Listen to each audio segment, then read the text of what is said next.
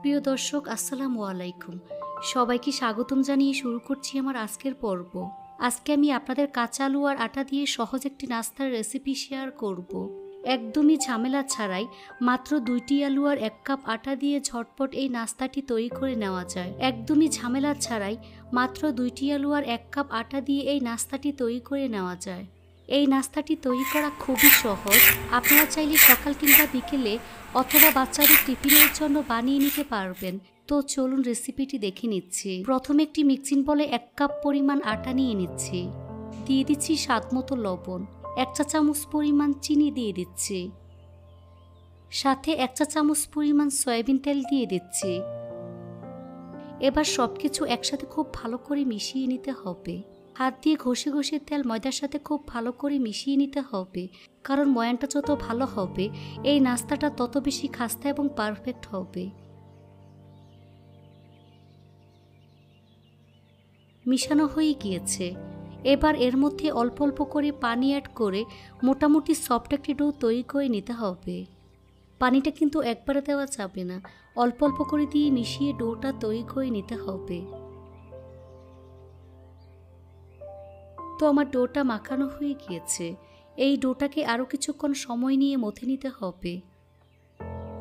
উপরে সামান্য পরিমাণ সয়াবিন তেল দিয়ে দিচ্ছি। তো আমার ডোটা রেডি হয়ে গিয়েছে।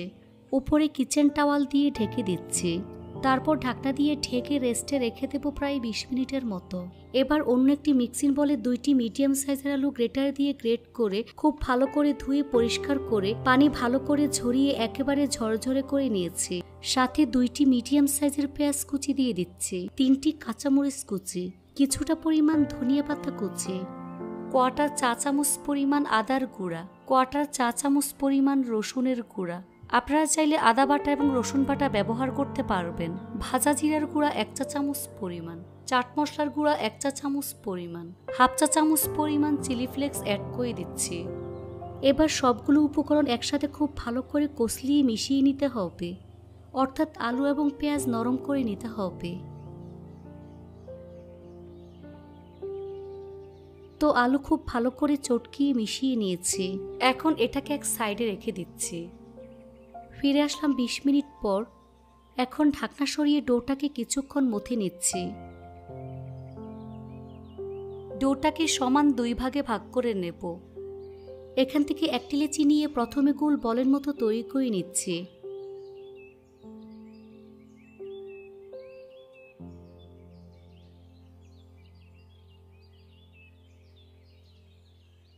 একইভাবে 2টি বল আমি তৈরি করে নিয়েছি।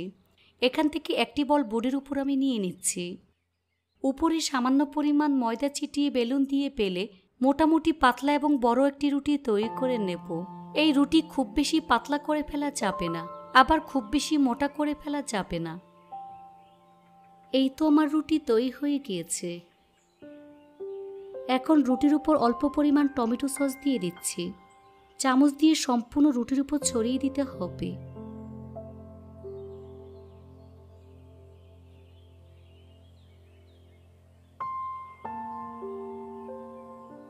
এ পর্যায়ে আলুর পুরের মধ্যে অল্প পরিমাণ লবণ দিয়ে একটু মেখে নিচ্ছি। এবার এর উপর ঠিক এভাবে আলুর পুর ছড়িয়ে দিচ্ছি।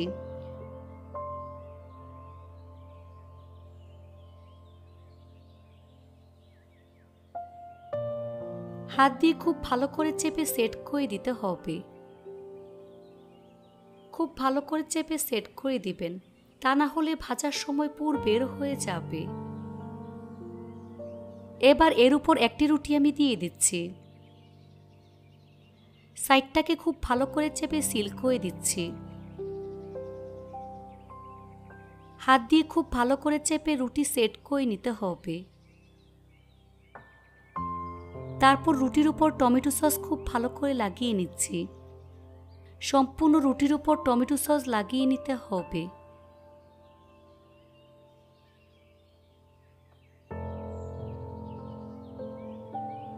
আবারও আলুর মিশ্রণ দিয়ে সম্পূর্ণ রুটির উপর আমি ছড়িয়ে দিচ্ছি।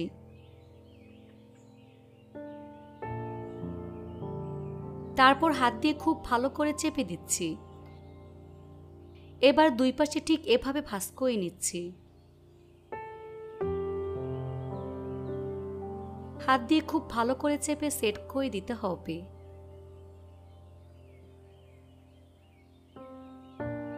দুই পাশে ঠিক এভাবে সিল করে দিচ্ছি। একটু খেয়াল করলেই বুঝতে পারবেন কাজটা আমি কিভাবে করছি। নাস্তাগুলো ভাপানোর জন্য এরকম একটি ছিদ্রযুক্ত চালনি নিয়ে এর মধ্যে সামান্য পরিমাণ তেল দিয়ে তেল ব্রাশ করে নিচ্ছি। এবার এর উপর নাস্তাটা আমি দিয়ে দিচ্ছি। চুলে একটি পাত্র বসিয়ে এর মধ্যে পরিমাণ মতো পানি দিয়ে পানি খুব ভালো করে বলক উঠিয়ে নিয়েছি। এর উপর নাস্তার চালনিটা আমি বসিয়ে দিচ্ছি। তারপর ঢাকনা দিয়ে ঢেকে ভাপিয়ে নেব 10 থেকে 15 মিনিটের মতো।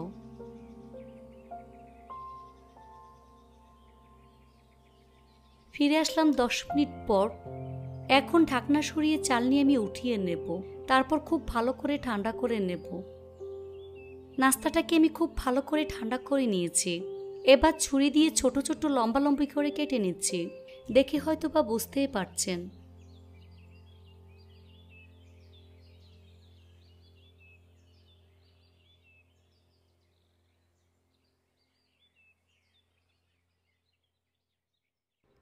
দেখুন নাস্তার মধ্যে কতটা লেয়ার হয়েছে। নাস্তা কোট করার জন্য পাতলা একটি ব্যাটার আমি রেডি করে নেব। সেজন্য একটি মিক্সিং বলে 3 টেবিল চামচ পরিমাণ ময়দা নিয়েছি। 2 টেবিল চামচ পরিমাণ চালের গুঁড়া দিয়ে দিচ্ছি। দিয়ে দিচ্ছি স্বাদমতো লবণ, মরিচের গুঁড়া 1/4 চা চামচ পরিমাণ। শুকনো উপকরণগুলো ভালো করে মিশিয়ে নিচ্ছি। মিশানো হয়ে গিয়েছে। এবার এর মধ্যে অল্প অল্প করে পানি অ্যাড করে মোটামুটি পাতলা একটি ব্যাটার রেডি করে নিতে হবে। তবে খুব বেশি পাতলা করে ফেলা যাবে না, আবার ঘন করে ফেলা যাবে না। দেখুন এরকম পাতলা একটি ব্যাটার আমি রেডি করে নিয়েছি। চুলে একটি ফ্রাই প্যান বসিয়ে পরিমাণ মতো সয়াবিন তেল দিয়ে তেলটাকে ভালো করে আমি গরম করে নিয়েছি। এখন এই ব্যাটারের মধ্যে একটি নাস্তা দিয়ে খুব ভালো করে কোট করে তারপর গরম তেলের মধ্যে আমি দিয়ে দিচ্ছি। এভাবে একে একে ময়দার ব্যাটার মধ্যে কোট করে গরম তেলে দিয়ে দিচ্ছি। চুলার আঁচ মিডিয়ামে রেখে নাস্তাগুলোকে একটু সময় নিয়ে ভাজতে হবে। কিছুক্ষণ পর নাস্তাগুলোকে আমি উল্টে দিচ্ছি।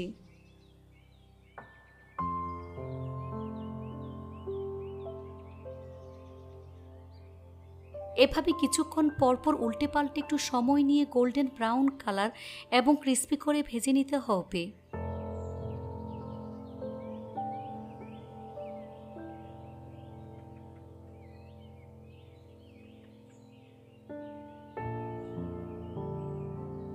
তো আমার নাস্তাগুলো ভাজা হয়ে গিয়েছে। দেখুন খুব সুন্দর কালার চলে এসেছে। এখন ছাঁকনি দিয়ে তেল ছেঁকে নাস্তার প্লেটে তুলে নিচ্ছি।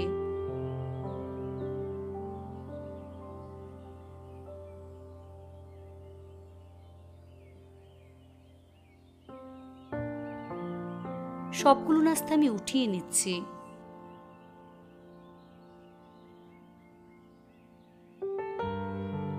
তারপর পরিবেশন করে আপনাদের দেখিয়ে দিচ্ছি।